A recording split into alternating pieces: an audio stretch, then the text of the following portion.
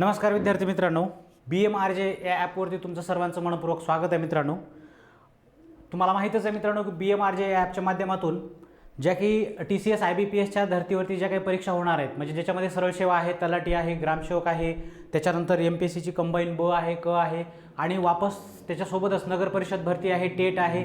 या सगळ्या स्पर्धा परीक्षांसाठी एक चांगली तज्ज्ञ टीम आहे आणि त्या टीमच्या माध्यमातून आपण ऑनलाईन कोर्सेस उपलब्ध करून देत आहोत. आणि विशेष म्हणजे प्रत्येक शिक्षक म्हणजे प्रत्येक विषयांचे तज्ज्ञ शिक्षक आहेत आणि यांच्या माध्यमातून आपण ही जे काही ऑनलाईन बॅच तयार केलेली आहे, तर ही बॅच तुम्ही परचेस करू शकतात. आणि विशेष याच्यासोबतच याचं एक यूट्यूब चॅनल आहे, त्या यूट्यूब चॅनलला तुम्ही लाईक करू शकतात, सबस्क्राईब करू शकतात. काही क्वेरीज असतील तर तुम्ही त्याला कमेंट बी करा आणि कॉल बी करू शकतात आणि तुम्ही ही ऑनलाईन बॅच खरेदी करू शकतात. तर मित्रांनो, तुम्हाला ह्या बॅचच्या संदर्भात माहिती दिलेली आहे. आपली राज्यघटनेची जी काही सिरीज चालू आहे, तर त्याच्यामध्ये आज आपल्याला सरनामा पाहायचा आहे. आणि विशेष म्हणजे महत्त्वाची गोष्ट काय, तर भारतीय राज्यघटनेचा जो सरनामा आहे, तर त्या संदर्भात आज आपल्याला माहिती घ्यायची आहे. सरनामा म्हणजेच प्रास्ताविका, म्हणजे प्रास्ताविकेच्या संदर्भामध्ये माहिती घेत असताना आज 26 जानेवारी आहे मित्रांनो. तर आज तुम्हाला प्रजासत्ताक दिनाच्या खूप खूप शुभेच्छा. तर सरनामा हे भारतीय राज्यघटनेचं पहिलं पान आहे आणि पहिलं पान असताना सरनामा म्हणजे नेमकं काय आहे, तर भारतीय राज्यघटनेचा जे काही उद्देश आहे, आलं का लक्षात, भारतीय राज्यघटनेचा जे काही उद्देश आहे ती सगळी म्हणजे जो काही सार आहे भारतीय राज्यघटनेचा संपूर्ण सार हा भारतीय राज्यघटनेच्या या प्रास्ताविकेमध्ये दिलेला आहे. मित्रांनो, याच्या पाठीमागे एक पार्श्वभूमी आहे, कारण जगामध्ये 4 जुलै 1776ला अमेरिका नावाचा देश 13 वसाहतीच्या माध्यमातून स्वतंत्र झाला होता आणि त्यावेळेसचे जे काही तत्कालीन त्यावेळेसचे त्यांचे प्रमुख होते जॉर्ज वॉशिंग्टन यांनी काय केलं होतं की एक स्वातंत्र्याचा घोषणापत्र किंवा स्वातंत्र्याचा एक जाहीरनामा तयार केला होता आणि तो जाहीरनामा म्हणजे त्या देशाची काय होती, तर प्रास्तावना होती किंवा सरनामा होता. मग आपण ही जी संकल्पना घेतलेली आहे सरनाम्याची, तर ही सरनाम्याची संकल्पना आपण अमेरिकेकडून घेतलेली आहे. कारण असं म्हटलं जातं की आम्ही हा जो कन्सेप्ट आहे किंवा सरनामा हा जो कन्सेप्ट आहे, ही जी संकल्पना आहे, ही संकल्पना जगातल्या सर्वप्रथम एकाच देशाच्या राज्यघटनेत दिसत होती, ती म्हणजे अमेरिका. आणि त्याच्या पाठीमागे एक पार्श्वभूमी होती. ब्रिटिशांची सत्ता असताना जे काही टी पार्टी झाली होती त्याच्या माध्यमातून 13 वसाहतींचं स्वातंत्र्य झालं आणि 13 वसाहती स्वातंत्र्य झाल्याच्या नंतर जॉर्ज वॉशिंग्टन त्यांनी काय केलं होतं की 13 वसाहतीचं स्वातंत्र्य झाल्याच्या नंतर एक घोषणापत्र लिहिलं होतं, त्याला स्वातंत्र्याचा जाहीरनामा म्हणतो. आणि त्या जाहीरनाम्यावरून भारतानं काय केलं की भारताच्या राज्यघटनेमध्ये सरनामा नावाची कन्सेप्ट घेतली किंवा संकल्पना घेतली. मग आपल्याला परीक्षेत प्रश्न विचारला जातो, अगदी सरळ सेवेपासून तर पार UPSC पर्यंत सरनामा ही कन्सेप्ट किंवा सरनामा ही संकल्पना भारतीय राज्यघटनेमध्ये कोणत्या देशाच्या संविधानावरून स्वीकारली आहे, तर ती अमेरिकेच्या राज्यघटनेवरून सरनामा ही संकल्पना स्वीकारलेली आहे. आता सरनाम्याला वेगवेगळे नावं आहेत मित्रांनो आणि हमखास प्रश्न येतो. आता झालेल्या राज्यसेवेच्या मुख्य परीक्षेमध्ये 2 प्रश्न प्रास्ताविकेवरती आहेत, सरनाम्यावरती आहेत. म्हणजेच बघा, प्रास्ताविका म्हणजेच काय, सरनामा. आणि सरनामा म्हणतो आपण तर एक लक्षात ठेवायचं मित्रांनो की ह्याला वेगवेगळी नावं आहेत. आता याच्यामध्ये बघा महत्त्वाचं काय की आपण त्याला सरनामा सुद्धा म्हणतो, सोबतच आपण प्रास्ताविका सुद्धा म्हणतो, सरनामा सुद्धा म्हणतो, उद्देशपत्रिका सुद्धा म्हणतो आणि प्रेॲम्बल सुद्धा म्हणतो. मित्रांनो, एक गोष्ट लक्षात ठेवा, कारण 2019च्या MPSCच्या पूर्व परीक्षेमध्ये प्रश्न पडला, सोबतच 4 सप्टेंबर 2020च्या जे काही कंबाईनचा पेपर झाला त्याच्यात पडला. आता झालेल्या STI मुख्य परीक्षेमध्ये प्रश्न पडला, ASOच्या मुख्य परीक्षेत प्रश्न पडला. हा अत्यंत महत्त्वाचा टॉपिक आहे आणि संपूर्ण भारतीय संविधानाची जे काही सारांश आहे तर ह्या आपल्या सरनाम्यामध्ये देण्यात आलेला आहे. म्हणून सरनामा हा आपल्यासाठी अत्यंत महत्त्वाचा आहे आणि प्रश्न देणारा घटक आहे. मग भले तुम्ही पोलीस भरती करा किंवा मग सरळ सेवा करा की कुठलीही परीक्षेची तयारी करा, तुम्हाला सरनामा माहीत असणं गरजेचं आहे आणि त्याच्यावरचे प्रश्न तुम्हाला येतात म्हणजे येतातच. त्याच्यामध्ये सगळ्यात महत्त्वाचं काय, जगात बघा, आताच तुम्हाला थोड्या वेळापूर्वी सांगितलं की जगात सर्वप्रथम अमेरिकन राज्यघटनेत प्रास्ताविका देण्यात आली होती आणि ही जी काही संकल्पना आहे तर ही संकल्पना भारतीय लोकांनी स्वीकारली. आलं का लक्षात, कोणी स्वीकारली, भारतीय संविधान सभेने स्वीकारली आणि भारतीय राज्यघटनेमध्ये त्याला काय केलं, आपण समाविष्ट करून घेतलं. सोबतच आता दुसरी महत्त्वाची गोष्ट काय, प्रास्ताविकेची संकल्पना भारतीय संविधान सभेनं अमेरिकेच्या राज्यघटनेवरून स्वीकारली. अगदी बरोबर आहे मित्रांनो, जे की 4 जुलै 1776, कधी 4 जुलै 1776ला जो काही अमेरिकेचा स्वातंत्र्याचा जाहीरनामा लिहिला, जे काही घोषणापत्र लिहिलं जॉर्ज वॉशिंग्टन यांनी, हा प्रश्न तुम्हाला मी का सांगतोय त्याचं एक कारण आहे मित्रांनो. कारण राज्यसेवेच्या मुख्य परीक्षेमध्ये 2 प्रश्न आहेत, STI ASO किंवा मग सरळ सेवेच्या दृष्टिकोनातून बघितलं तुम्ही तर तुम्हाला सरळ सेवेमध्ये तलाठी असेल, ग्रामसेवक असेल किंवा इतर तत्सम पदांची भरती असेल किंवा नगर परिषद असेल किंवा टेट असेल, ज्या काही परीक्षा होतील त्याच्यामध्ये सरनाम्यावरती हमखास प्रश्न येणारा घटक आहे किंवा प्रश्न टाकणारा घटक आहे. आणि महत्त्वाचं म्हणजे हा आपल्याला संकल्पना क्लिअर असली पाहिजे. तर प्रास्ताविका जे आहेत आपण बघितलं होतं की भारतीय राज्यघटनेची जे काही पार्श्वभूमी बघितली तर त्या पार्श्वभूमीमध्ये पाहिलं होतं की आपण संविधान सभेच्या 3 बैठका झाल्या. त्या 3 बैठकामध्ये पहिली बैठक झाली 9 डिसेंबर 1946ला, दुसरी बैठक झाली 11 डिसेंबर 1946ला आणि तिसरी बैठक झाली 13 डिसेंबर 1946ला. मग आपल्याला प्रश्न पडतो की प्रस्ताविका किंवा उद्दिष्टांचा ठराव हा कधी मांडला, तर तो कधी मांडला, तर महत्त्वाचं म्हणजे काय की तो कधी मांडला, तर लक्षात ठेवा की उद्दिष्टांचा ठराव जो आहे तो पंडित जवाहरलाल नेहरू यांनी मांडला 13 डिसेंबर 1946 रोजी. कितवी बैठक होती संविधान सभेची, तर ती तिसरी बैठक होती. मित्रांनो, MPSCच्या सुपर क्लास 1च्या पेपरमध्ये सरळ प्रश्न पडलेला आहे की उद्दिष्टांचा ठराव कोणी मांडला, तर उद्दिष्टांचा ठराव हा पंडित जवाहरलाल नेहरू यांनी मांडलेला आहे. आणि संविधान सभेची कितवी बैठक होती ती, तर तिसरी बैठक होती. संविधान सभेच्या तिसऱ्या बैठकीमध्ये सरनामा मांडलेला आहे किंवा उद्देश पत्रिका मांडलेली आहे, त्यालाच उद्दिष्टांचा ठराव म्हणतो, जे की 13 डिसेंबर 1946ला. संविधान सभेनं जसंही 13 डिसेंबर 1946ला सरनामा किंवा प्रास्ताविका संविधान सभेमध्ये मांडली, तसंच 22 जानेवारी 1947 रोजी तिला स्वीकृत केलं. आणि स्वीकृत करून भारतीय राज्यघटनेचं पहिलं पेज म्हणजेच कोण, सरनामा. आलं का लक्षात. अलीकडेच कालच्या राज्यसेवेच्या मुख्य परीक्षेत प्रश्न पडलेला आहे मित्रांनो याच्या संदर्भामध्ये, ही सरनाम्यामध्ये सामाजिक आर्थिक राजनैतिक न्याय हे तत्व कोणत्या देशावरून स्वीकारले, आपल्याला ते पुढे पाहायचंय. किंवा पोलीस भरतीमध्ये सुद्धा हा प्रश्न पडलेला आहे, किंवा तलाठी भरती सरळ सेवा तत्सम पदांसाठी हा प्रश्न पडलेला आहे, तर तो प्रश्न आपल्याला बघायचा पुढे, तर तो आपण रशियाकडून स्वीकारलेला आहे. तर अशा पद्धतीनं मांडलं कधी, 13 डिसेंबरला, आणि म्हणजे स्वीकृत कधी दिलं, 22 जानेवारीला. तर मित्रांनो, ही गोष्ट का महत्त्वाची आपल्यासाठी, तर आपल्याला माहीत असलं पाहिजे. तर सरनामा कोणत्या बैठकीत मांडला असा जर प्रश्न आला तर तिसऱ्या बैठकीमध्ये. सरनामा कोणी मांडला, तर तो मांडला पंडित जवाहरलाल नेहरूंनी. दुसरी महत्त्वाची गोष्ट काय की सरनामा मांडल्याच्या नंतर, सरनामा मांडल्याच्या नंतर आपण काय केली, सगळ्यात महत्त्वाची गोष्ट की बाबा त्याच्यासोबतच तो 22 जानेवारी 1947 रोजी काय झालं की तो स्वीकृत करण्यात आला. आता जी तुम्हाला ती स्क्रीनवर दिसणारी जे काही प्रत आहे म्हणजे सरनाम्याच्या संदर्भातली ही इमेज आहे, हे इमेजमध्ये तुम्ही बघू शकतात काय म्हणते, सुरुवात कशाने होते, तर सुरुवात आम्ही या शब्दाने होते. आणि मित्रांनो, तुमच्या माहितीस्तव सांगतो, आम्ही हा शब्द कोणत्या देशावरून स्वीकारला किंवा आम्ही ही संकल्पना कोणत्या देशाकडून स्वीकारली असा प्रश्न 2019च्या राज्यसेवेच्या मुख्य परीक्षेत विचारला गेलेला आहे. बरं, ते आहेच, पण अशा इतरत्र सरळ सेवेमध्ये सुद्धा असा प्रश्न येण्याची शक्यता आहे. म्हणून आम्ही ही जी संकल्पना आहे, आम्ही म्हणजेच आम्ही भारताचे लोक, ही संकल्पना लक्षात ठेवा. आणि ही संकल्पना आपण अमेरिकेकडून स्वीकारलेली. वी द पीपल म्हणजे कोणासाठी आहे, लोकांसाठी आहे. आम्ही भारताचे लोक, भारताचे एक सार्वभौम समाजवादी धर्मनिरपेक्ष लोकशाही गणराज्य घडविण्याचा व त्याच्या सर्व नागरिकास सामाजिक आर्थिक राजनैतिक न्याय. मित्रांनो, ही जी सिरीज आहे, जसं की न्याय, स्वातंत्र्य, समता, बंधुता, याच्यावरती PSI 2017ला प्रश्न पडलाय परीक्षेमध्ये. सोबतच आपल्या परीक्षेमध्ये सरळ सेवेचा प्रश्न येतो किंवा सगळ्यात पहिले सरनाम्यामध्ये कोणता शब्द येतो, तर सगळ्यात पहिले कोणता येतो, न्याय येतो. नंबर 2 ला कोण येतं, स्वातंत्र्य येतं. त्याच्यानंतर काय येतं, समता येते. आणि लास्ट वन बंधुता येतं. हे सगळे शब्द कशामध्ये दिलेत, सरनाम्यामध्ये दिलेत. आणि हा आपल्याला मुखतगत असला पाहिजे, अगदी आपल्या जिभेवर असला पाहिजे की आम्ही भारताचे लोक, भारताचे एक सार्वभौम समाजवादी धर्मनिरपेक्ष लोकशाही गणराज्य घडविण्याचा व त्याच्या सर्व नागरिकास सामाजिक आर्थिक राजनैतिक न्याय, विचार, अभिव्यक्ती, विश्वास, श्रद्धा, उपासना यांचे स्वातंत्र्य, दर्जा व संधीची समानता निश्चितपणे प्राप्त करून देण्याची व त्या सर्वांमध्ये व्यक्तीची प्रतिष्ठा व राष्ट्राची एकात्मता. राष्ट्राच्या अगोदर व्यक्ती आलेला आहे, आपण त्याची उकल बघणार आहोत, एक शब्दाची उकल बघणार आहोत. व्यक्तीची प्रतिष्ठा व राष्ट्राची एकता आणि एकात्मता यांचे आश्वासन देणारी बंधुता प्रवर्धित करण्याचा संकल्पपूर्व निर्धार करून आमच्या संविधान सभेत आज दिनांक 26 नोव्हेंबर 1949 रोजी याद्वारे संविधान अंगीकृत आणि अधिनियमित करून स्वप्रती अर्पण करत आहोत. मित्रांनो, भारतीय संविधानाचं जे काही स्रोत आहे तो जनता आहे. म्हणजेच कोण आहेत, लोक आहेत. म्हणजेच कोण आहेत, आम्ही आहोत. म्हणजे अशा पद्धतीने हा शब्द दिलेला आहे. आणि म्हणून मग आपल्याला सरनामा पाठ असला पाहिजे, सरनाम्याची प्रत पाठ असली पाहिजे. तर त्या दृष्टिकोनातून बघूया मग प्रस्ताविकेची जी प्रश्नाची रेखावट आहे. जसं तुम्हाला माहिती आहे, प्रेम बिहारी नारायण रायजादांनी भारतीय राज्यघटना हस्तलिखित केली.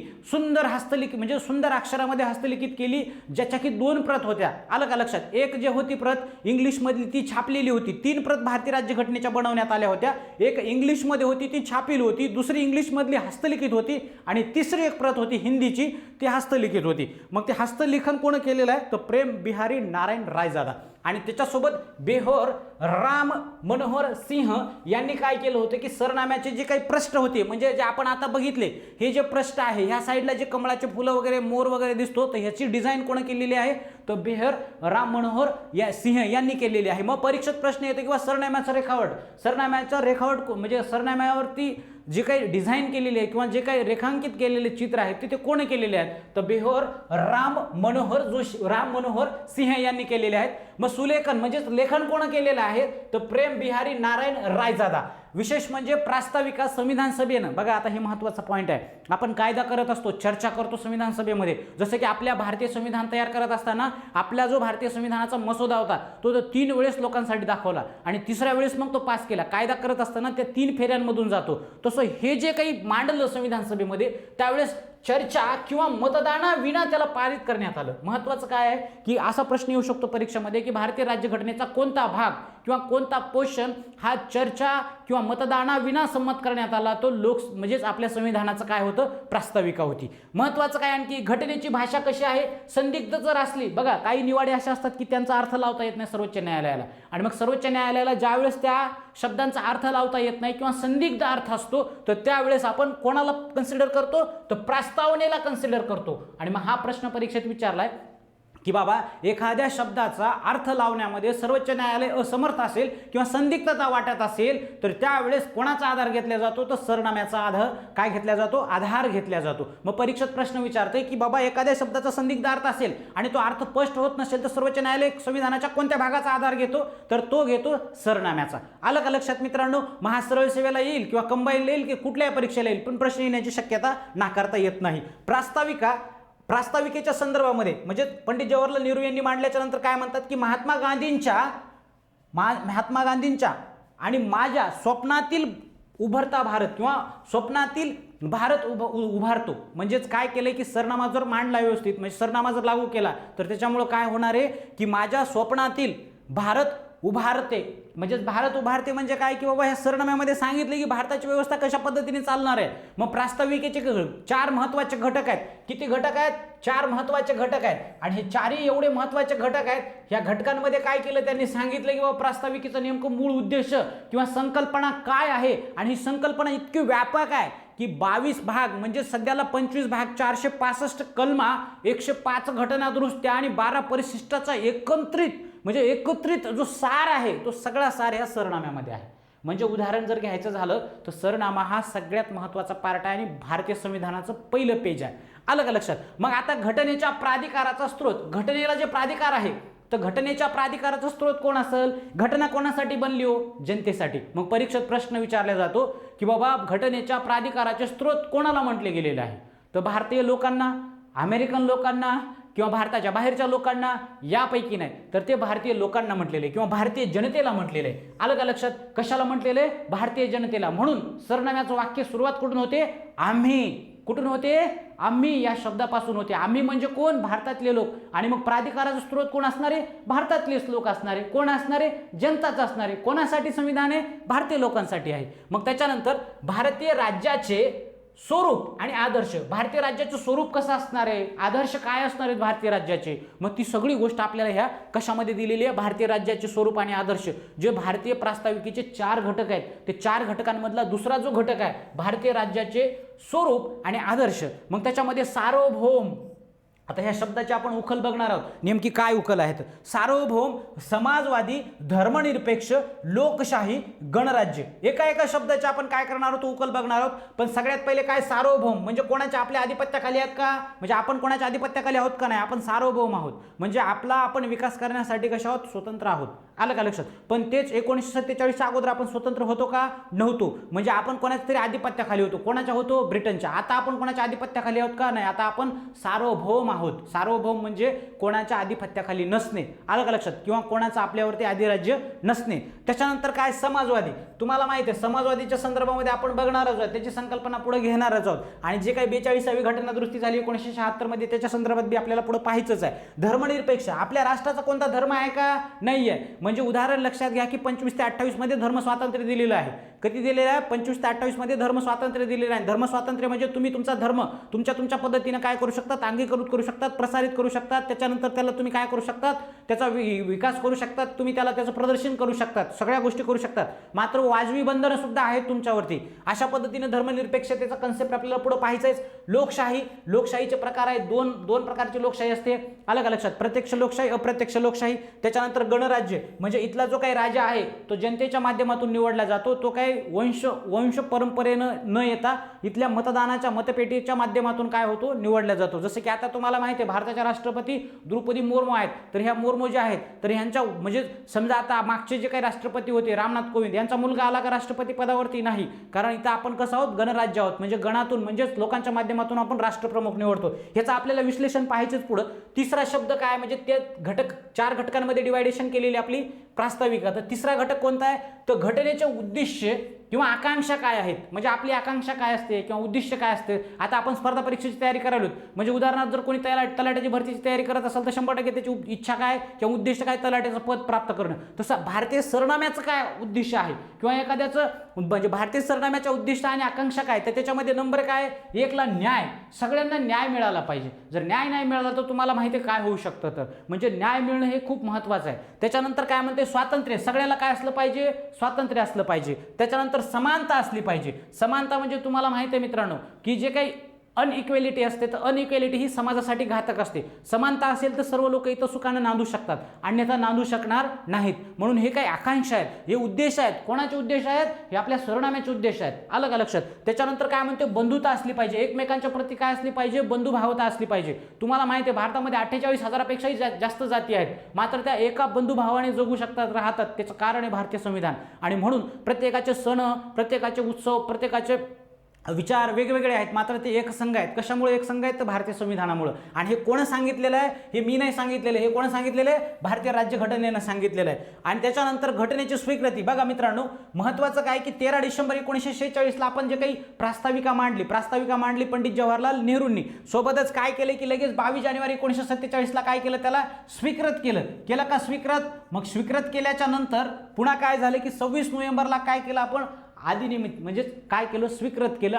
म्हणजे अधिनियमित करून घेतलं, अर्पण केलं स्वतःप्रती. आणि लास्ट वन 26 जानेवारी 1950ला काय केलं आपण, प्रत्यक्षात त्याची अंमलबजावणी केली. म्हणजे आजचा दिवस जो आहे प्रजासत्ताक, तर आपण 47ला जसं स्वतंत्र झालो, मात्र आपल्याकडं कायदे होते का, त्यावेळेस नव्हते. नागरिक म्हणून ज्या काही गोष्टी लागतात, एक पुस्तिका लागते नियमावली. तर ती नियमावलीची पुस्तक कधी बनवली आपण, 26 जानेवारी 1950ला प्रत्यक्ष अस्तित्वात आली. आणि तेव्हापासून आपल्याला प्रत्येक व्यक्तीला काही अधिकार देण्यात आले आणि काही त्याच्यावर निर्बंध सुद्धा लादण्यात आले. तर अशा पद्धतीनं 26 जानेवारी 1950ला सरनामा काय झाला, कशामध्ये आला, फोर्समध्ये आला किंवा तो अंमलात आला. मग आपल्याला परीक्षेत प्रश्न कसा विचारते, भारतीय राज्यघटनेचा सरनामा कधी अधिनियमित केला, तर तो 26 नोव्हेंबर 1949ला अधिनियमित केला.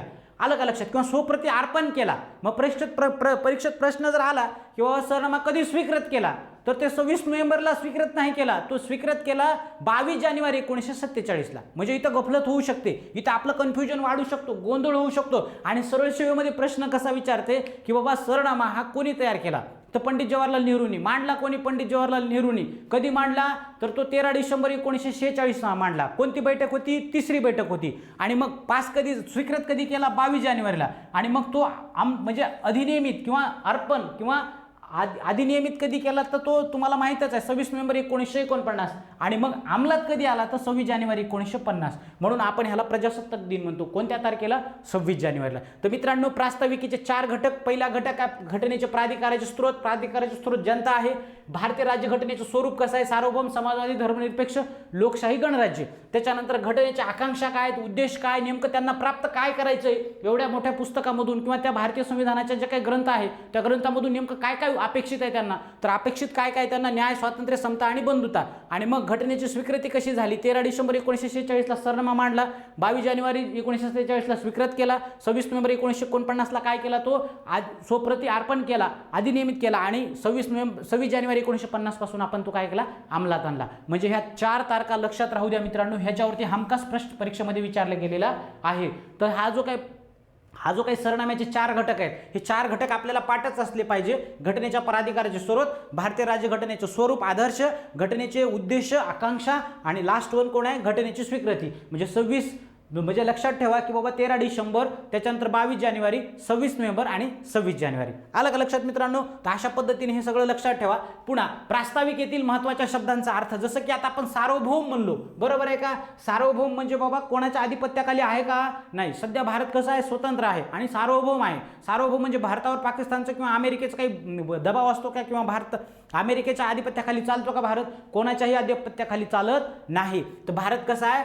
सार्वभौम म्हणजे बाह्य शक्तींचा प्रभाव म्हणजे प्रभाव कसा असणे? नसणे. आणि भारत स्वतः अंतर्गत, आलं का लक्षात? अंतर्गत व बाह्य कारभार पाहतो. म्हणजे लक्षात ठेवा, आता भारताचा कारभार कोणामार्फत चालतो? तर तुम्हाला माहिती आहे, भारताची जे काही संसद आहे ती लोकांच्या माध्यमातून निवडून येते. सांसद लोक म्हणजे जे मेंबर ऑफ पार्लमेंट आहेत ते लोकांच्या माध्यमातून निवडून येतात आणि कुठे जातात? संसदेमध्ये. आणि कोणाचा कारभार बघतात? तर भारताचा कारभार बघतात. आलं का लक्षात? मग भारताचा कारभार बघतात म्हणजे कोणत्या माध्यमातून? संसदेच्या माध्यमातून, कायदेमंडळाच्या माध्यमातून. आलं का लक्षात? मग काय? तर भारताचा कारभार अंतर्गत आणि बाह्य कारभार कोण बघणार? तर भारतीय लोक बघणार, म्हणजे संसद बघणार. पण कोणाच्या आधिपत्याखाली राहून करणार का? नाही. म्हणून लोकप्रतिनिधींच्या माध्यमातून आपण काय करणार आहोत?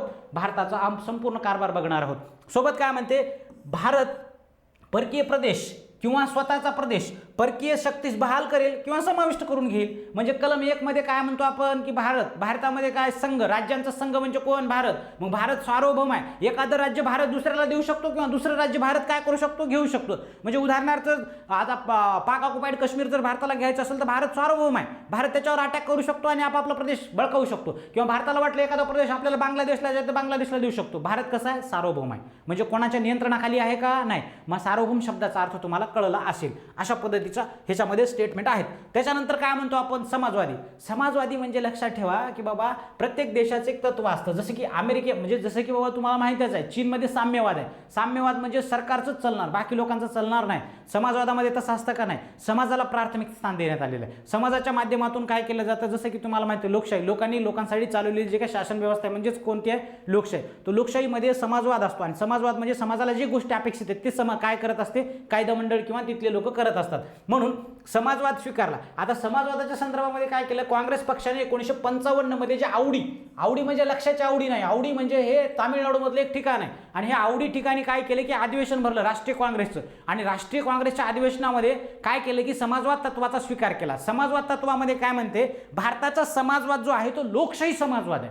लोकांना महत्व आहे, समाजाला महत्व आहे. आलं का लक्षात? ना की एखादा डिक्टेटर, एखादा तानाशाह, त्याला महत्व नाही आहे. आणि जसं की चीनमध्ये साम्यवाद आहे, साम्यवादामध्ये सरकारला महत्व असतं. सरकार जे निर्णय घेईल ते लोकांवर बंधनकारक असतो. पण भारतामध्ये तसं नाही. लोकांच्या बहुमताने, सगळ्या बहुमताने जो निर्णय होईल तो निर्णय म्हणजे सगळ्यांसाठी मान्य असेल, त्याला आपण समाजवाद म्हणतो. आणि भारताच्या समाजवादाचे स्वतःचं ब्रँड आहे जगामध्ये आणि ते ब्रँड जे आहे ते खूप महत्त्वाचं ब्रँड आहे. आलं का लक्षात? आणि हे ब्रँड आपल्याला ओळखायचं आहे. आणि ब्रँड ओळखत असताना लक्षात ठेवायचं की समाजवादी हा शब्द जो भारतीय राज्यघटनेमध्ये टाकण्यात आला किंवा सरनाम्यात टाकण्यात आला तो 42वी घटनादुरुस्ती 1976 मध्ये समाजवादी शब्द घटनेमध्ये काय केला? समाविष्ट केला. आणि समाविष्ट करून काय केलं की मुख्यतः तर भारतीय राज्यघटना ही समाजवादीच होती, मात्र तो शब्द नसल्यामुळे पुन्हा इंदिरा गांधीच्या काळामध्ये 42व्या घटनादुरुस्तीने समाजवादी हा शब्द सम्मिलित करण्यात आला. मग आता समाजवाद म्हणजे नेमकं काय? तर समाजवाद म्हणजे काय म्हणते बघा, समाजवादी जे आहे तर समाजवादी जे कन्सेप्ट आहे लक्षात घ्या, तर ही भारताची स्वतःची आहे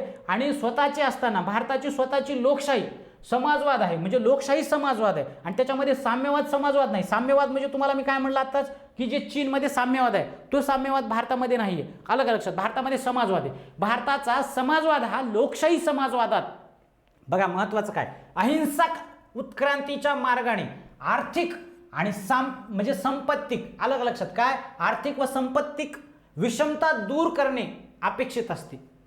आर्थिक व संपत्तिक विषमता दूर करणे म्हणजे उच्च म्हणजे गरीब गरीबच राहणार आणि श्रीमंत श्रीमंतच राहणार असं चालणार नाही. म्हणून तुम्हाला माहिती आहे भारतामध्ये 1958ला एक औद्योगिक धोरण मांडलं होतं नेहरूंनी आणि ह्या औद्योगिक धोरणामध्ये काय सांगितलं होतं की बाबा इथं काय करायचं, आता सगळे जे व्यवसाय आहेत कोणाकडे द्यायचेत? आपल्याला सरकारकडे घ्यायचेत.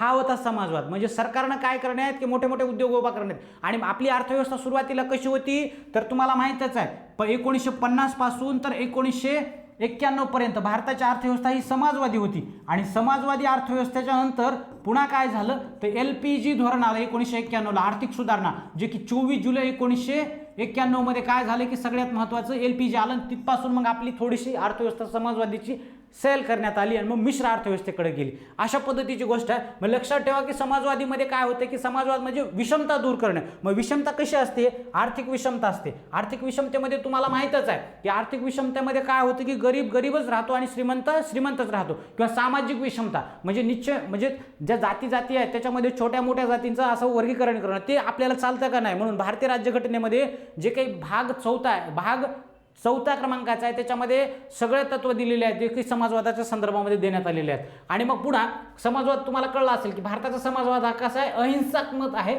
आणि विशेष म्हणजे उत्क्रांतीच्या संदर्भाच्या उत्क्रांती मार्गाने काय केलेलं आहे? आर्थिक व सांपत्तिक विषमता दूर करणे हा अपेक्षित कशासाठी आहे? भारताच्या समाजवादासाठी आहे. जसा की चीनमध्ये साम्यवाद, सरकार जे म्हणेल तेच करायचं, पण भारतामध्ये तसं आहे का? तसं नाहीये. पुढं धर्मनिरपेक्षता.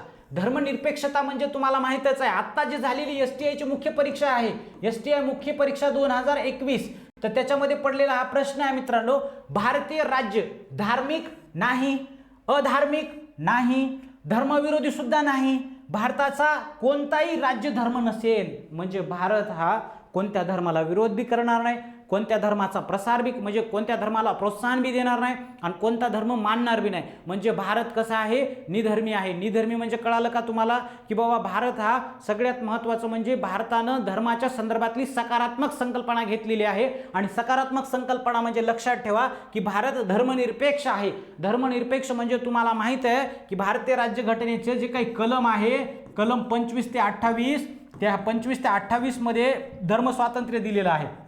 आणि ह्या धर्म स्वातंत्र्याच्या माध्यमातून तुम्ही तुमच्या धर्माचा प्रसार आलं का लक्षात? त्याचा तुम्ही उपयोग, त्याचे उत्सव वगैरे सगळं काय करू शकतात. मात्र सरकार त्याला सपोर्ट करणार नाही किंवा सरकार त्याच्याशी प्रोत्साहित होणार नाही. आलं का लक्षात? सरकारचा कोणता धर्म आहे का नाही, किंवा भारत देशाचा कोणता धर्म आहे का नाही. म्हणून भारत कसा आहे बघा, भारतीय राज्य धार्मिक नाही, भारतीय राज्य अधार्मिक नाही, धर्माविरोधी सुद्धा नाही, भारताचा कोणता राज्य धर्म सुद्धा नसेल. म्हणजे कोणता राज्य धर्म आहे का?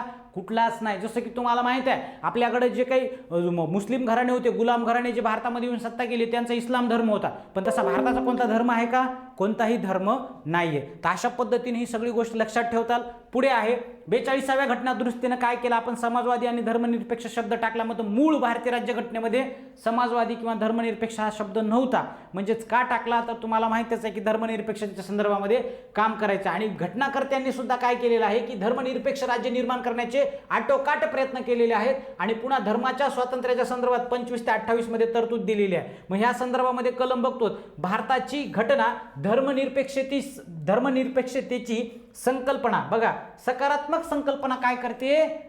तयार करते किंवा सकारात्मक संकल्पना जाहीर करते किंवा उद्देशित करते. लक्षात ठेवा आपल्या परीक्षेत प्रश्न पडलेला आहे की भारतीय राज्यघटना धर्माच्या संदर्भात नकारात्मक किंवा सकारात्मक किंवा कोणत्या प्रकारची भावना उत्पन्न करते? ती सकारात्मक भावना किंवा सकारात्मक संकल्पना काय करते? प्रदर्शित करते. म्हणून भारतीय राज्यघटना कशी आहे? धर्माच्या बाबतीत सकारात्मक आहे. नकारात्मक आहे का? ती म्हणते का कुठं तुम्ही कोणता धर्म पाळू नका, म्हणून तुमच्या पद्धतीने तुम्ही तुमच्या धर्माचा प्रचार काही करायचे ते करा, मात्र तुम्ही कोणावरती बंधन आणू शकत नाहीत, वाजवी बंधन सुद्धा त्याच्यावरती लादू शकत नाहीत. म्हणजे अशा पद्धतीच्या सगळ्या गोष्टी त्याच्यामध्ये देण्यात आलेल्या आहेत. म्हणजेच कलम 25 ते 28 मध्ये हे झालं धर्माच्या संदर्भामध्ये. नेक्स्ट पुढे काय म्हणतोय? लोकशाही.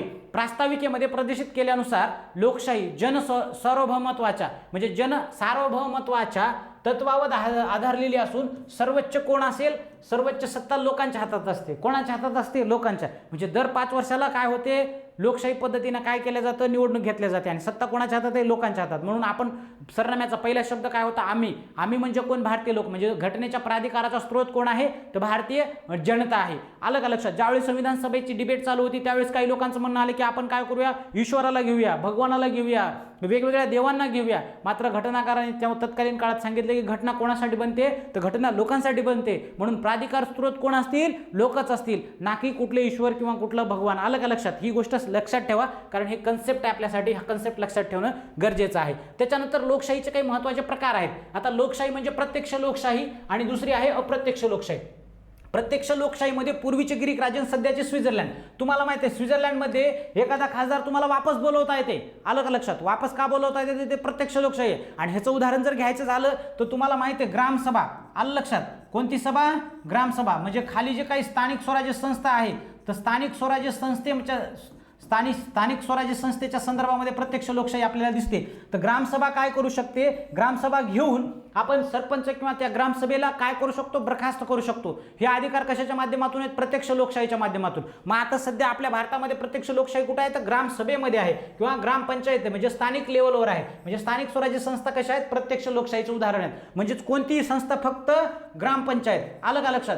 ग्रामपंचायत मधला एखादा सदस्याला किंवा सरपंचाला तुम्ही घरी बसवू शकतात. कोणाच्या माध्यमातून, ग्रामसभेच्या माध्यमातून. ग्रामसभेने जर ठराव घेतला की सरपंच किंवा जी काही ग्रामपंचायत ती बरखास्त करायची आणि तिथं जर मतदान घेतलं आणि मतदान बहुमतानं पास झालं तर 100% तिथली ग्रामपंचायत काय होते, बरखास्त होते. हे कोणाला अधिकार दिलेले, ग्रामपंचायतला. म्हणजे जसं की स्वित्झर्लंडमध्ये प्रत्यक्ष लोकशाही आहे, तसं भारतामध्ये सुद्धा ग्रामपंचायतमध्ये काय आहे, प्रत्यक्ष लोकशाही आहे. आणि पूर्वीचे कोणते, ग्रीक राज्य. मग आपल्याला तलाठी भरतीला किंवा सरळ सेवेला किंवा MPSCला प्रश्न विचारतो, खालीलपैकी कोणत्या ठिकाणी प्रत्यक्ष लोकशाही अस्तित्वात होती, तर ते कोणती आहे, ग्रीकचे पूर्वीचे राज्य. आणि सध्या कोण, स्वित्झर्लंड आहे. सध्या भारतामध्ये कोण, तर ग्रामपंचायत. आलं का लक्षात. प्रत्यक्ष लोकशाही म्हणजे लोकांनी जे निवडून दिलेले लोक आहेत त्यांना ते वापस बी बोलू शकतात आणि पुन्हा निवडून सुद्धा देऊ शकतात. त्याला आपण प्रत्यक्ष लोकशाही म्हणतो. पुन्हा अप्रत्यक्ष लोकशाहीचे उदाहरण, अप्रत्यक्षमध्ये बघा, अप्रत्यक्ष लोकशाही जी आहे तर हे अप्रत्यक्षमध्ये काय, सगळ्यात महत्त्वाचं संसदीय लोकशाही आणि अध्यक्षीय लोकशाही. तुम्हाला माहिती आहे USA म्हणजे तुम्हाला माहिती आहे अमेरिका.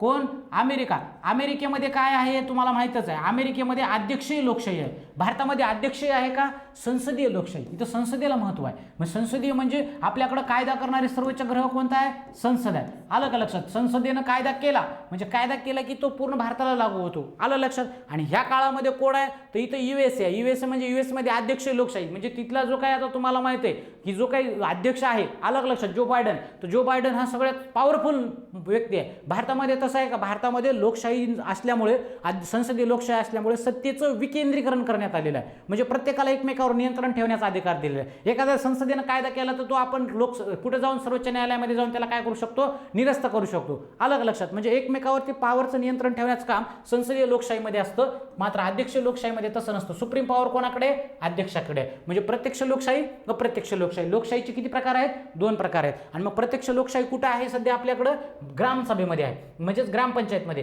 पूर्वी कुठे होती, ग्रीक नगर राज्य. आणि सध्या कुठे आहे, स्वित्झर्लंड. आलं का लक्षात. मग आपल्याला परीक्षेत प्रश्न विचारला जातो की भारतामध्ये प्रत्यक्ष लोकशाही कोणत्या संस्थेमध्ये येते किंवा कोणत्या ह्याच्यामध्ये आहे, संस्थांमध्ये आहे, तर ती ग्रामपंचायतमध्येच प्रत्यक्ष लोकशाही. प्रत्यक्ष लोकशाही म्हणजे ग्रामसभेचं तुम्हाला उदाहरण मी सांगितलं होतं की ग्रामसभा बरखास्त करण्याचा अधिकार ग्रामसभेला आहे किंवा ग्रामपंचायत बरखास्त करण्याचा अधिकार कोणाला आहे, ग्रामसभेला आहे. तर अशा पद्धतीच्या हे सगळ्या लक्षात ठेवा. लोकशाहीच्या नंतर आपण काय बघणार आहोत की लोकशाही म्हणजे बघा, गणराज्यामध्ये सुद्धा प्रकार आहेत. आता गणराज्य जे आहे, गणराज्य म्हणजे की जो इथला राजा आहे, जो की प्रमुख आहे, जे की प्रधानमंत्री आहे, वंश परंपरेनं न येता तो काय होतो की प्रत्येक 5 वर्षाला बदलतो. आलं का लक्षात. आणि बदलत असताना तो मताच्या पेटीच्या माध्यमातून येतो किंवा लोकांच्या मताच्या माध्यमातून. लोकांचं जे काही सार्वभौमत्व ज्याच्याकडे असेल किंवा त्याच्याकडे तो काय होईल, प्रधानमंत्री होईल. म्हणजे ज्याच्याकडे 272 खासदार तो प्रधानमंत्री होईल. आणि ज्याच्याकडे 145 आमदार तो मुख्यमंत्री होईल महाराष्ट्रामध्ये. आलं का लक्षात. किंवा ग्रामपंचायत म्हणजे जर 9 सदस्याची बॉडी असेल तर ज्याच्याकडे 6 सदस्य आहेत किंवा ज्याच्याकडे 5 सदस्य आहेत तो काय होईल, सरपंच होईल. म्हणजे गणराज्यामध्ये अशा पद्धतीची गोष्ट असते. आता गणराज्याचे प्रकार, गणराज्यामध्ये सुद्धा 2 प्रकारची गणराज्य लोकशाही आहे. हे राजेशाही लोकशाही म्हणजे कुठे येते, UK मध्ये येते. आणि गणराज्य म्हणजे कुठे येतं, भारतात येतं. मग राजकीय सार्वभौमत्व आणि लोकांच्या हाती सत्ता असते. बघा महत्वाचं काय, गणराज्यामध्ये काय असतं की राजकीय सार्वभौमत्व, लोकांच्या हाती सत्ता असते. म्हणजे लोकांच्या हाती सत्ता का असते, राजकीय सार्वभौमत्व कोणाच्या माध्यमातून मिळतं, लोकांच्या. जसं की आपण पहिल्याच शब्दामध्ये म्हणलो, आम्ही भारताचे लोक. म्हणजे घटनेच्या प्राधिकाराचा स्रोत कोण आहे, जनता आहे. जनता काय आहे, ते जनतेमुळे सगळं आहे. जनता नसेल तर काहीच नाही. कोणामुळे संविधान आहे, जनतेमुळे संविधान आहे. अशा पद्धतीच्या सगळ्यात गोष्टी महत्त्वाच्या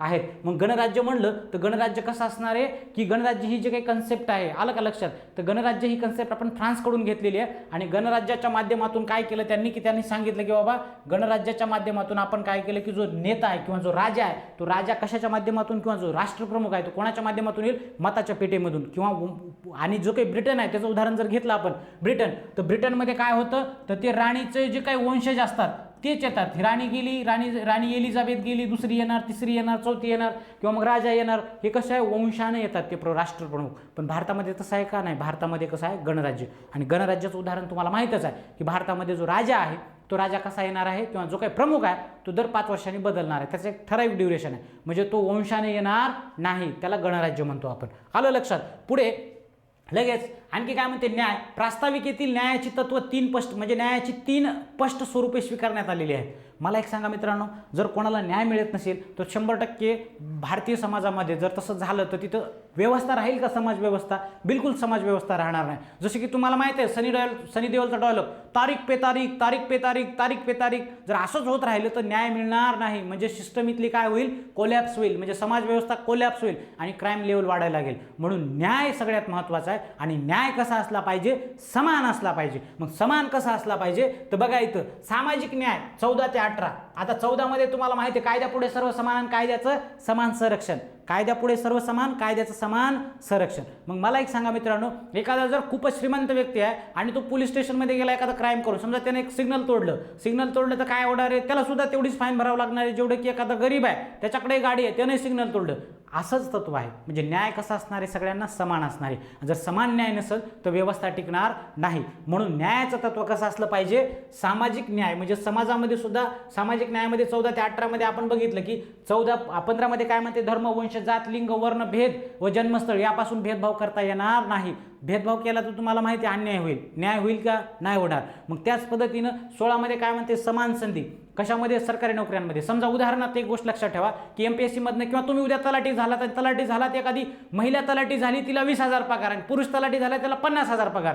चालेल का? इथं सामाजिक न्याय आहे का? नाही. मग असं नाही होता. म्हणजेच लक्षात ठेवा, गावाकडची गोष्ट वेगळी आहे. 150 रुपये महिलांना रोज आणि 250 रुपये पुरुषांना रोज, ती कन्सेप्ट वेगळी आहे. पण जिथं संघटित क्षेत्र आहे, जिथं शासन सगळे आधिपत्याखाली कार्यक्रम चालतात, तर तिथं मात्र सामाजिक न्याय असतो. आणि तिथं कसं असतं तुम्हाला माहितच आहे की बाबा सगळ्यात महत्त्वाचं म्हणजे जिथं रोजगाराच्या संदर्भात असू द्या किंवा कुठल्याही गोष्टीच्या संदर्भात तिथं न्याय असतो. आणि त्याच्यानंतर पुढं 17 मध्ये काय म्हणतं, अस्पृश्यता नष्ट करणे. अस्पृश्यता म्हणजे तुम्हाला माहिती आहे अनटचेबिलिटी. म्हणजेच धर्माच्या नावाने किंवा एखाद्या व्यक्तीला आपण अनटचेबिलिटीच्या नावाखाली आपण त्याला जर तसं पनिश केलं तर आपल्याला 100% अॅट्रॉसिटी ॲक्टच्या अंतर्गत कारवाई केली जाते. नंतर 18 मध्ये पदव्या नष्ट करणे. आलं का लक्षात? पहिल्या काळात राय बहादूर होते, दिवाण साहेब होते, इमाम साहेब होते, वेगवेगळ्या नावाचे साहेब होते. आलं का लक्षात? ते सगळे नष्ट करून टाकले. आणि आज 26 जानेवारी आहे, तुम्हाला माहिती आहे कालच 25 जानेवारीला पद्म पुरस्कार जाहीर झाले. म्हणजे 18ची जागा जे पहिले जे होते, ज्या पदव्या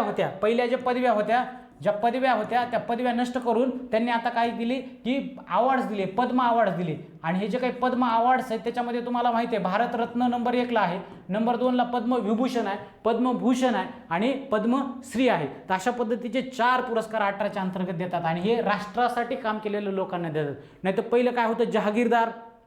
आलं का लक्षात?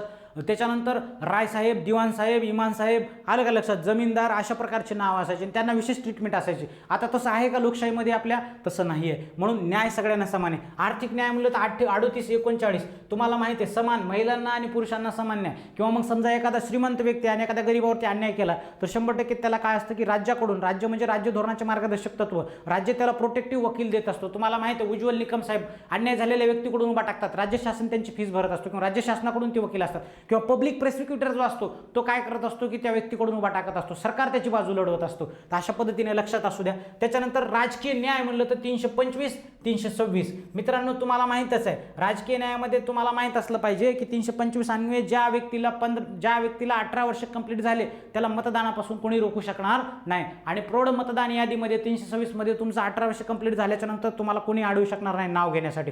धर्म, वंश, जात, लिंग, वर्णावरून तुमचं नाव त्याच्यामध्ये असं टाकण्यासाठी नाकारण्यात येणार नाही. हे 325 आणि 326 याला राजकीय हक्क म्हणतात. किंवा तुम्हाला जर उद्या MLA किंवा MP साठी म्हणजे खासदार किंवा आमदारासाठी उभा टाकायचा असेल आणि तुम्हाला म्हणते की अमुक अमुक धर्माचा आहेस किंवा तू इकडच्या प्रदेशात जन्माला आलास किंवा तू नॉर्थ ईस्टकडे जन्माला आलास, तुला तर उभा टाकता येणार नाही. किंवा तू अमुक अमुक जमातीचा आहेस म्हणून तुला उभा टाकता येणार, असं चालत नाही. भारतीय संविधानाने सगळ्यांना काय दिलेलं, न्याय दिलाय. न्यायाच्या तत्वामध्ये हे जे 3 तत्व आहेत सामाजिक, आर्थिक, राजनैतिक न्याय. तर हे जे काही तत्व आहे आपण कोणाकडून घेतलं, हे रशियन क्रांतीवरून घेतलं. आणि रशियन क्रांतीवरून घेत असताना कधी घेतलं, 1917ला घेतलं. मित्रांनो सामाजिक, आर्थिक व राजनैतिक न्याय हे तत्व कोणाकडून स्वीकारलं आपण, रशियाच्या क्रांतीवरून 1917 पासून स्वीकारण्यात आलेलं आहे. म्हणजे हे खूप व्यापक संकल्पना आहे. म्हणजे आपल्याला पाहायचे पुढे आपले जसे जसे लेक्चर्स म्हणजे पुढे जातील तसं तसं आपल्याला पाहायचं आहे. त्याच्यानंतर पुढं स्वातंत्र्य, व्यक्तीच्या कृतीवर बंधन नसणे. आता व्यक्तीच्या कृतीवर बंधन नसणे म्हणजे काय की बाबा म्हणजे बंधन नसणे म्हणजे तो व्यक्ती कसा असणार आहे, स्वतंत्र असणार आहे. आणि जर एखादा व्यक्ती बंधनात असेल तर त्याच्यावरती काय असतं की त्या कृतीवर बंधन असतं. म्हणून लक्षात ठेवा आपण कसं सार्वभौम आहोत आणि स्वातंत्र्य आहोत. म्हणजे स्वातंत्र्य म्हणजे लक्षात ठेवा की व्यक्तीच्या व्यक्तिमत्वाच्या विकासासाठी संपूर्ण संधी देण्यात येते आणि प्रास्ताविकेने भारतीय नागरिकांसाठी विचार, अभिव्यक्ती, विश्वास, श्रद्धा, उपासना यांचे स्वातंत्र्य प्रदान केले. बघा, स्वातंत्र्य कशा कशाचं प्रदान केलेले भारतीय नागरिकांसाठी प्रास्ताविकेनं? विचाराचं. काहीही विचार करू शकता हो तुम्ही, डोक्यामध्ये तुमच्या काहीही विचार करू शकतात. सकाळी झोपेत पडल्या पडल्या उगा आपलं काही विचार करू शकतात. तुम्ही भारताचे प्रधानमंत्री होऊ शकतात स्वप्नामध्ये, तुम्ही IAS अधिकारी होऊ शकतात, IPS अधिकारी होऊ शकतात. तुमच्या विचारावरती कोणाचं बंधन आहे का? काहीच बंधन नाही. म्हणून तुम्ही विचार स्वातंत्र्य दिलेलं आहे. म्हणून आपल्याला परीक्षेत प्रश्न विचारला जातो की भारतीय राज्यघटनेच्या सरनाम्यामध्ये कशा कशाचं स्वातंत्र्य दिले? तर पहिलं कशाचं दिले? विचाराचं. कोणताही विचार करू शकता, काहीही विचार करू शकता, तुम्हाला ते सगळं स्वातंत्र्य दिलेलं आहे. कोण दिलेलं आहे? तर भारतीय संविधानाच्या प्रास्ताविकेनं दिलेलं आहे. पण ब्रिटन काळामध्ये तुम्ही असे विचार करू शकत होते का? किंवा तसं कृती करू शकत होते का? तर नव्हते करू, कारण ब्रिटिश लोक ज्यावेळेस आपल्याकडे होते त्यावेळेस. आता अभिव्यक्त म्हणजे तुम्ही कोणावरही टीका करू शकतात. फक्त एक्सेप्शनल अपवाद आहे, सर्वोच्च न्यायालय, उच्च न्यायालयाच्या निकालावरती तुम्ही क्रिटिसाइज करू शकत नाहीत, कारण त्यांना विशेष अधिकार प्राप्त झालेले आहेत. म्हणजे लक्षात ठेवायचं की अभिव्यक्त होण्यासाठी तुम्ही भारताच्या राष्ट्रपतीवर टीका करू शकतात, भारताच्या प्रधानमंत्र्यावर टीका करू शकतात, तुम्ही कुठल्याही व्यक्तीवर टीका करू शकतात. मात्र अपवादात्मक कंडिशन्समध्ये दोन व्यक्तीवर टीका करू शकत नाहीत. सर्वोच्च न्यायालय, उच्च न्यायालय, न्यायालयाच्या न्याय निर्णयावरती तुम्ही टीका करू शकत नाहीत, कारण ते त्यांचा काय आहे? सार्वभौम आहे त्याच्यावरती, त्यांचं ते आधिपत्याखाली येतं. म्हणजेच विचाराचं स्वातंत्र्य आहे, अभिव्यक्त होण्याचं स्वातंत्र्य आहे. त्याच्यानंतर विश्वास, तुम्ही कोणावर बी विश्वास ठेवू शकतात. आलं का लक्षात? म्हणजे लक्षात ठेवा की जोडी म्हणजे रबने बना दी जोडी कशावर टिकलेली आहे? विश्वासावर टिकलेली आहे. म्हणजे विश्वास कोणावरही ठेवू शकतात, कोणावरही. हे कोणी स्वातंत्र्य दिलेलं आहे? भारतीय राज्यघटनेनं स्वातंत्र्य. कशामध्ये आहे? तर आपल्या सरनाम्यामध्ये आहे. श्रद्धा, तुम्हाला माहीतच आहे, आपल्याकडं भरपूर सारे जे काही हे आहेत व्यक्तीज आहेत त्यांच्यावरती तुम्ही विश्वास ठेवू शकता, म्हणजे श्रद्धा ठेवू शकता. आलं का लक्षात? श्रद्धा म्हणजे काय की कशावर बी तुम्ही श्रद्धा ठेवू शकतात. हे तुम्हाला स्वातंत्र्य कोण दिलेलं आहे? भारतीय राज्यघटनेनं. म्हणजे उदाहरणार्थ कुठल्याही बाबावरती तुम्ही श्रद्धा ठेवू शकतात. आलं का लक्षात? म्हणजे कुठल्याही व्यक्तीवरती, कुठल्याही देवावरती, कशावरही श्रद्धा ठेवू शकतात. तुम्हाला कोणीही अडवू शकत नाही. उपासनाही करू शकतात त्याची, याचं सगळं स्वातंत्र्य दिलेलं आहे. मग भारतीय राज्यघटनेमध्ये कशा कशा स्वातंत्र्य दिले? विचार, अभिव्यक्ती, विश्वास, श्रद्धा व उपासना यांचं स्वातंत्र्य बहाल केलेलं आहे. म्हणजे तुम्हाला कोणी विचारापासून दूर करू शकते का? नाही. तुमच्या अभिव्यक्त होण्याला कोणी हे करू शकते का? नाही करू शकत. जर तसं होत असेल तर मग तिथं लोकशाही नाही आहे. आलं का लक्षात? म्हणजे ही सगळी गोष्ट लक्षात ठेवा. मग स्वातंत्र्य हे अमर्याद नसून राज्यघटनेनं त्यावर पर्याप्त बंधने टाकलेली आहेत. म्हणजे तुम्ही स्वातंत्र्य आहात, म्हणजे तुम्ही काही करताल का? नाही काही करता येणार. तुम्हाला काही बंधन आहे, त्या बंधनांना पाळावं लागेल. आलं का लक्षात? काही क्रायटेरियाज आहेत, त्या क्रायटेरियानं तुम्हाला काय करावं लागेल की त्या सीमेला तुम्हाला ओलांडता येणार नाही. म्हणजे तेवढ्या क्रायटेरियामध्ये तुम्ही काहीही करू शकतात. म्हणजे विचार करण्याची जे काही शक्ती काही करू शकता तुम्ही. आता अभिव्यक्त होत असताना जर समजा अभिव्यक्त होत आहेत तर तुम्ही कुठल्याही व्याभिचाराचा किंवा वेगळ्या भाषेचा तुम्ही वापर करू शकत नाहीत अभिव्यक्त होत असताना. म्हणजे तुम्हाला जे काही समाजाने दिलेली लँग्वेजेस आहेत किंवा समाजाने दिलेल्या भाषा आहेत त्याच पॅरामीटर्समध्ये, त्या ज्या क्रायटेरियाज आहेत तेवढ्या चौकटीमध्ये राहूनच तुम्हाला टीका टिप्पणी करता येईल, पण त्याच्या व्यतिरिक्त बाहेर जाऊन तुम्हाला काही करता येणार नाही. तर अशा पद्धतीनं हे जे काही अभिव्यक्त आहे, हे जे काही विश्वास आहे, जे काही श्रद्धा आहे की उपासना, मित्रांनो तुम्हाला तुमच्या माहितीस्तव UPSCच्या 2018च्या पूर्व परीक्षेमध्ये प्रश्न विचारला होता की भारतीय राज्यघटनेनं कशाचं स्वातंत्र्य दिलेलं आहे? विचार, अभिव्यक्ती, विश्वास, श्रद्धा, उपासना. आणि कंबाईनमध्ये सुद्धा प्रश्न विचारला आहे. आणि मग आपल्याला कंबाईनमध्ये सोडून तलाठी भरती किंवा इतर भरत्यांना सुद्धा प्रश्न विचारला जाऊ शकतो की भारतीय राज्यघटनेनं कशाचं स्वातंत्र्य दिले? तर विचार, अभिव्यक्ती, विश्वास, श्रद्धा, उपासना यांचं सुद्धा काय दिलेलं? त्यांनी स्वातंत्र्य दिलेलं आहे. आता बघा, हे अमर्याद आहे का? नाही, अमर्याद नाही आहे. त्याच्यावरती मर्यादा आहेत, वाजवी बंधन आहे. त्याच्यानंतर काय म्हणते? मूलभूत हक्कातील स्वातंत्र्य अमर्यादित नसून ते कसे आहेत? गुणात्मक आहेत. गुणात्मक म्हणजे कळालं का? गुणविशेषावर आहेत. म्हणजे त्याच्या पलीकडे जाता येणार नाही. तुम्ही गेला तर तुमच्यावरती काय केलं जाईल? FIR दाखल केला जाईल किंवा तुमच्यावरती काय केलं जाईल की बाकायदा तुम्हाला कायदेनुसार पनिशमेंट केल्या जाईल. तर अशा पद्धतीचे हे तुम्हाला स्वातंत्र्य दिलेले आहेत. तर हे तुम्ही लक्षात ठेवताल. मित्रांनो, या व्हिडिओ तुम्हाला आवडला तर लाईक करा, कमेंट करा आणि विशेष म्हणजे महत्त्वाची गोष्ट तुम्ही शेअर करा व्हिडिओला, कारण ह्याच्यामधून भरपूर सारे प्रश्न येणार आहेत. आणि हा टॉपिक जो आहे हा अत्यंत महत्त्वाचा आहे. कंबाईनसाठी, कंबाईन ब साठी, कंबाईन क साठी आणि विशेष म्हणजे मुख्य परीक्षांसाठी, राज्यसेवेच्या पूर्व परीक्षा, UPSCची पूर्व परीक्षा, अगदी तलाठीपासून तर फार सगळ्यांसाठी महत्त्वाचा आहे. आणि विशेष म्हणजे याच्यातले प्रश्न येणारच आहेत मित्रांनो, कारण हा महत्त्वाचा टॉपिक आहे. तर धन्यवाद मित्रांनो.